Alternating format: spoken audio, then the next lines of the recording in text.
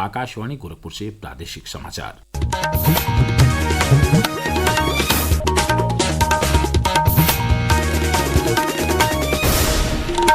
नमस्कार, समाचार बुलेटिन के साथ मैं वेद प्रकाश पाठक। पहले मुख्य समाचार।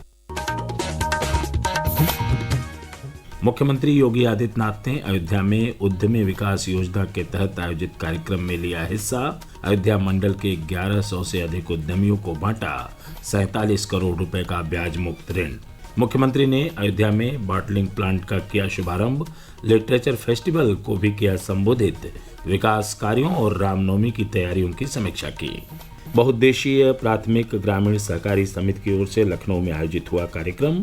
केंद्रीय सहकारिता मंत्रालय के सचिव ने अधिक से अधिक किसानों को समिति से जोड़ने पर दिया जोर। डिजिटल एग्री मिशन के अंतर्गत हर किसान को दिया जाएगा एक डिजिटल पहचान पत्र। कृषि और किसान कल्याण मंत्री शिवराज सिंह चौहान ने लोकसभा में दी जानकारी। और केंद्रीय कर्मचारी 1 अप्रैल से कर सकेंगे नई एकीकृत पेंशन योजना के लिए आवेदन। पेंशन कोष नियामक ने जारी की अधिसूचना। अब समाचार विस्तार से। मुख्यमंत्री योगी आदित्यनाथ कल अयोध्या दौरे पर रहे।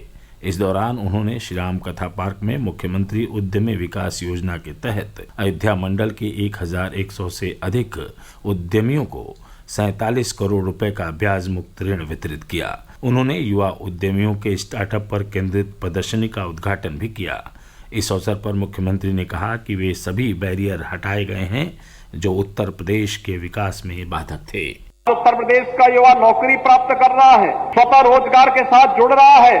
उत्तर प्रदेश में निवेश आ रहे हैं, विकास के बड़े बड़े कार्य हो रहे हैं और विकास और विरासत को जोड़ करके नए भारत का ये नया उत्तर प्रदेश अपने अन्नदाता किसानों के लिए, अपनी मातृशक्ति के स्वावलंबन के लिए, युवाओं के आर्थिक स्वावलंबन के लिए पूरी प्रतिबद्धता के साथ कार्य कर रहा है। मुख्यमंत्री ने श्री राम जन्मभूमि मंदिर पहुंचकर दर्शन भी किया। इस दौरान उन्होंने श्री राम मंदिर निर्माण कार्यों का स्थलीय निरीक्षण किया और निर्माण कार्य की प्रगति के बारे में जानकारी ली। इसी क्रम में मुख्यमंत्री ने राज्य सदन में आयोजित लिटरेचर फेस्टिवल कार्यक्रम में हिस्सा लिया। कार्यक्रम को संबोधित करते हुए मुख्यमंत्री ने समाज निर्माण में साहित्य की उपयोगिता के बारे में चर्चा की।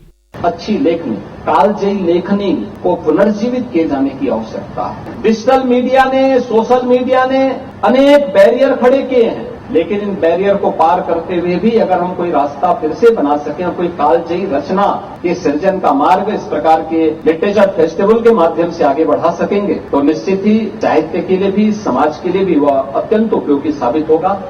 अयोध्या दौरे के दौरान मुख्यमंत्री ने आयुक्त सभागार में अयोध्या के विकास के साथ साथ रामनवमी की तैयारियों को लेकर अधिकारियों के साथ समीक्षा बैठक भी की। एक अन्य कार्यक्रम में मुख्यमंत्री ने अयोध्या में बॉटलिंग प्लांट का शुभारंभ किया। मुख्यमंत्री योगी आदित्यनाथ ने लखनऊ में Uttar Pradesh cooperative bank limited की 61वीं वार्षिक सामान्य निकाय की बैठक में कल प्रतिभाग किया। इस मौके पर उन्होंने बैंक के शेयर होल्डर्स के खातों में 75 करोड़ 63 लाख रुपए का डिविडेंड ट्रांसफर किया। साथ ही स्मार्ट बैंकिंग गाइड का विमोचन किया और जिला सहकारी बैंक के प्रतिनिधियों को प्रशस्ति पत्र देकर सम्मानित भी किया। इस मौके पर मुख्यमंत्री ने घोषणा की कि सरकार बलरामपुर जिले में एक नया सहकारी बैंक शुरू करेगी। एक नया हम सहकारी बैंक बलरामपुर में प्रारंभ करेंगे, तो अब बलरामपुर के लिए नए जिला सहकारी बैंक की स्थापना की कार्रवाई के लिए सरकार इसमें आगे बढ़े और मुझे लगता है कि हम लोग इसको पूरी मजबूती के साथ आगे बढ़ाने का कार्य करेंगे। उधर केंद्रीय सहकारिता मंत्रालय के सचिव डॉक्टर आशीष कुमार भूटानी ने कल लखनऊ में बख्शी का तालाब क्षेत्र में बहुउद्देशीय प्राथमिक ग्रामीण सहकारी समिति के एक कार्यक्रम में भाग लिया। इस अवसर पर उन्होंने कहा कि सहकारी समितियों द्वारा भंडारण की सुविधा बढ़ाई जानी चाहिए ताकि किसानों को दूर न जाना पड़े। श्री भूटानी ने कहा कि स्थानीय स्तर पर सहकारी समिति से ज़्यादा लोगों को जोड़ा जाए ताकि किसानों की आय में वृद्धि हो सके। साढ़े तीन साल में मंत्रालय 60 से अधिक पहले ली हैं, चाहे वो पैक्स को लेके हों, चाहे आपका चीनी मिलों को लेके हों, चाहे बैंकों को लेके हों, हर क्षेत्र में काम किया है। कंप्यूटरीकरण कर रही है, कंप्यूटराइजेशन एक तरफ पे चल रहा है जिससे कि सबको एक सीमलेसली एक सिस्टम में जोड़ा जाए और पारदर्शिता आए और लोन लेने में सुविधा लोगों को हो। और दूसरी तरफ जितने भी हमारे और आपके जो संस्थान हैं, सोसाइटीज हैं, उनका डेटाबेस हमने बनाया है देश में, कहाँ सोसाइटी आप देख सकते हैं, कुछ जाके ऑनलाइन किस गाँव में कितनी सोसाइटी वो भी देख सकते हैं। श्री भूटानी ने बख्शी का तालाब क्षेत्र में स्थित परसहिया गांव में दुग्ध सहकारी समिति का निरीक्षण भी किया। प्रदेश सरकार के 8 वर्ष पूरे होने के अवसर पर सभी जिलों में 25 मार्च से 27 मार्च तक पर्यटन विभाग की ओर से प्रदर्शनी लगाई जाएगी। साथ ही जिलों में कई अन्य कार्यक्रम भी आयोजित होंगे। पर्यटन एवं संस्कृति मंत्री जयवीर सिंह ने कल बताया कि तीनों दिन विभाग की उपलब्धियों का व्यापक स्तर पर प्रचार प्रसार किया जाएगा। उन्होंने बताया कि 25 मार्च को प्रदर्शनी पांडाल का निर्माण करते हुए जनपद के प्रतिनिधियों एवं अधिकारियों द्वारा कार्यक्रम का उद्घाटन किया जाएगा। इस दौरान पर्यटन विभाग द्वारा तैयार की गई फिल्मों का प्रदर्शन भी होगा। प्रादेशिक समाचार आप आकाशवाणी गोरखपुर से सुन रहे हैं। यह समाचार बुलेटिन हमारे YouTube channel AIR news Gorakhpur और एक्स हैंडल AIR News_GKP पर भी उपलब्ध है। डिजिटल एग्री मिशन के अंतर्गत देश के हर किसान को एक डिजिटल पहचान पत्र प्रदान किया जाएगा।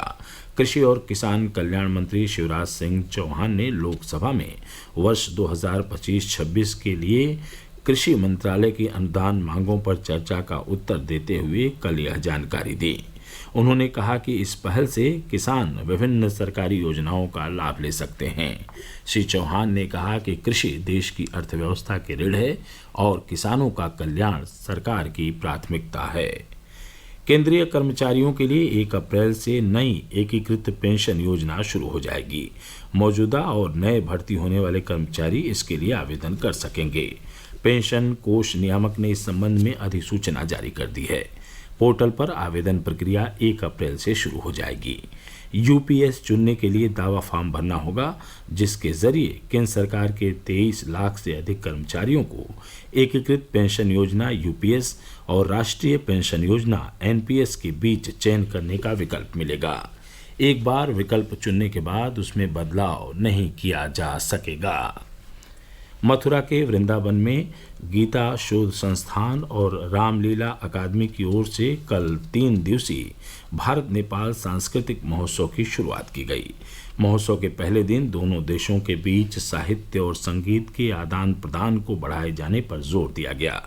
इस अवसर पर आयोजित कार्यक्रम को संबोधित करते हुए उत्तर प्रदेश ब्रज तीर्थ विकास परिषद के मुख्य कार्यपालक अधिकारी श्याम बहादुर सिंह ने कहा कि इस आयोजन से भारत और नेपाल के बीच सांस्कृतिक और साहित्यिक विरासत को विस्तार मिलेगा।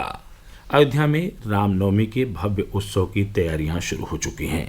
रामनवमी का मुख्य पर्व 6 अप्रैल को होगा। इस दिन श्री राम मंदिर में विशेष अनुष्ठान होंगे। प्रस्तुत है एक रिपोर्ट। रामनवमी पर रामलला का विशेष अभिषेक और श्रृंगार होगा। सुबह 9:30 बजे से 10:30 बजे तक श्री रामलला का अभिषेक होगा, जबकि 10:30 बजे से 11:40 तक पट बंद रहेगा। इसके बाद 11:45 तक श्री रामलला का श्रृंगार होगा। इस दौरान मंदिर के पट खुले रहेंगे। फिर श्री रामलला को भोग अर्पित किया जाएगा, जिसके दौरान पट बंद रहेंगे। दोपहर 12 बजे श्री राम का प्राकट्य उत्सव के साथ भव्य आरती और सूर्य तिलक होगा। तन्मय सोनी, आकाशवाणी समाचार है। मऊ शाहगंज खंड में नॉन इंटरलॉकिंग कार्य के चलते रेलवे ने शाहगंज से चलने वाली बलिया शाहगंज पैसेंजर ट्रेन 28 मार्च तक निरस्त कर दी है। वाराणसी मंडल के जनसंपर्क अधिकारी अशोक कुमार ने यह जानकारी दी। और अंत में इस बुलेटिन के मुख्य समाचार एक बार फिर। मुख्यमंत्री योगी आदित्यनाथ ने अयोध्या में उद्यमी विकास योजना के तहत आयोजित कार्यक्रम में लिया हिस्सा। अयोध्या मंडल के 1100 से अधिक उद्यमियों को बांटा 47 करोड़ रुपए का ब्याज मुक्त ऋण। मुख्यमंत्री ने अयोध्या में बॉटलिंग प्लांट का किया शुभारंभ। लिटरेचर फेस्टिवल को भी किया संबोधित। विकास कार्यों और रामनवमी की तैयारियों की समीक्षा की। बहुउद्देशीय प्राथमिक ग्रामीण सहकारी समिति की ओर से लखनऊ में आयोजित हुआ कार्यक्रम। केंद्रीय सहकारिता मंत्रालय के सचिव ने अधिक से अधिक किसानों को समिति से जोड़ने पर दिया जोर। डिजिटल एग्री मिशन के अंतर्गत हर किसान को दिया जाएगा एक डिजिटल पहचान पत्र। कृषि और किसान कल्याण मंत्री शिवराज सिंह चौहान ने लोकसभा में दी जानकारी। और केंद्रीय कर्मचारी 1 अप्रैल से कर सकेंगे नई एकीकृत पेंशन योजना के लिए आवेदन। पेंशन कोष नियामक ने जारी की अधिसूचना। इसके साथ ही प्रादेशिक समाचारों का बुलेटिन समाप्त हुआ। नमस्कार।